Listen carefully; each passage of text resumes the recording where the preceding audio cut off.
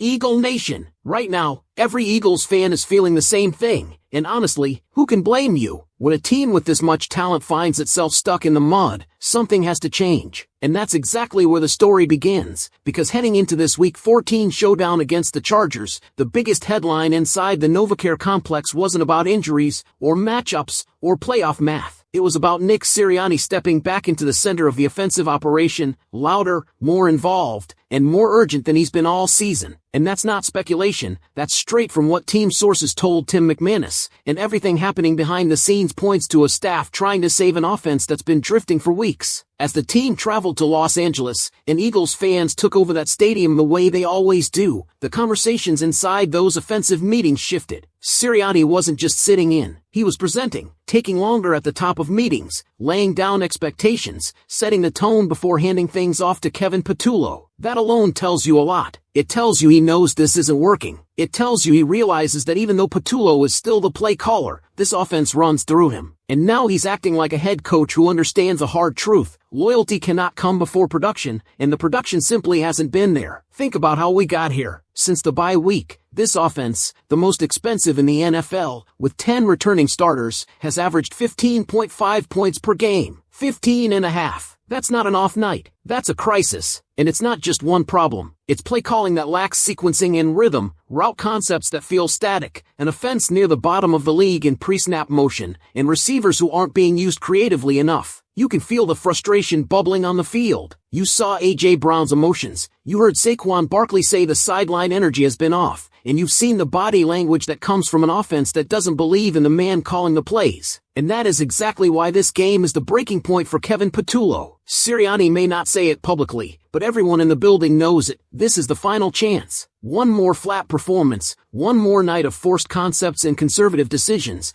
and the Eagles will have no choice but to shift responsibilities. Whether the next man up is Scott Loeffler or Press Taylor, someone else would have to take the wheel simply because the season is too important and the roster is too talented to let hesitation and predictability run the show. The irony in all of this is that this offense has been elite. It's won a Super Bowl. It's made another. And that's what makes this stretch so unbelievable. You're watching a unit with Jalen Hurts, A.J. Brown, DeVonta Smith, Saquon Barkley, Dallas Goedert, and one of the top offensive lines in football. Look hesitant, look cautious, look unsure. And that's what brings us back to Sirianni. Because when he starts speaking more in meetings, when he starts taking ownership again, when he starts pushing for changes inside his own scheme, it means the head coach is trying to breathe life into a unit that should never look lifeless in the first place. And then there's the context around it all, the stakes of these next few weeks. The NFC playoff picture has already started to shift. With the Bears losing, the Rams taking over the top seed, and the Packers climbing, these matchups down the stretch matter. The Eagles sit in that third slot, but the tiebreakers tell an interesting story. Wins over the Packers and Rams give Philadelphia leverage if records finish tied, but a loss to Chicago means the Bears own the head-to-head. Suddenly that Packers-Bears game becomes enormous. Suddenly every win matters that much more. And suddenly a Monday night meeting with the Chargers, a team getting Justin Herbert back, cast on his non-throwing hand and all, isn't just about fixing the offense. It's about staying alive in the race for the top of the conference. This is the kind of moment where a season pivots. Either the offense finds the spark Sirianni is desperately trying to create, or the team is forced to reshuffle responsibilities and hope a new voice can unlock what everyone knows is there. With 4 games still ahead after this one, including a Raiders team that looks lost, 2 matchups with Washington, and a Buffalo team battling inconsistency, the path is there. But none of it matters if the offense stays stuck in neutral. So here's the real question, and the one only this game will answer. With Sirianni stepping in and tensions finally boiling to the surface, do you believe this is the week the Eagles' offense wakes up? The truth is, when you look at how the Eagles stepped into that Monday night stage, the pressure wasn't just on Kevin Patullo to call a better game. It was on every single person connected to this offense to prove that the frustration we've seen over the last month hasn't become the identity of this team. And as the game unfolded, you could sense that the sideline energy, the exact thing Saquon Barkley called out, mattered just as much as the play-calling adjustments. When a unit has been as out of sync as this one, the first sign of change isn't always a touchdown drive. It's seeing players actually respond to their coaching again, seeing a spark rather than hesitation, seeing communication instead of shoulder shrugs. That's the shift Sirianni was hunting for all week. And remember, this wasn't some ordinary matchup. Justin Herbert was out there despite a broken bone in his non-throwing hand, wearing that strange protective cast, taking snaps under center and from shotgun. The Chargers had already prepared contingency packages where Trey Lance could step in for short yardage or goal line snaps. That's the level of uncertainty Los Angeles was dealing with. Yet despite all of that, their defense, led by Jesse Minter, one of the smartest young coordinators in the league, was still going to challenge every inch of the field. They were going to heat up Jalen Hurts, disguise coverages, and force Patullo to prove he could scheme answers instead of leaning on conservative tendencies. If there was ever a moment for the Eagles to show who they really are, this was it. But while all eyes were on the offense, the broader picture of the season kept shifting around them. The NFC standings are moving every single week, and the margin for error keeps shrinking. The Bears dropping to the 7th seed, the Rams climbing to the top, the Packers jumping to number 2. Every one of those movements changes the stakes for Philadelphia. The Eagles' head-to-head wins over Green Bay and Los Angeles still sit in their back pocket, like insurance they hope they won't need. But that loss to the Bears hangs there too, reminding everyone that tiebreakers can cut both ways and that slipping even once could reshape the entire playoff path. That's why the stretch ahead, Raiders, Commanders,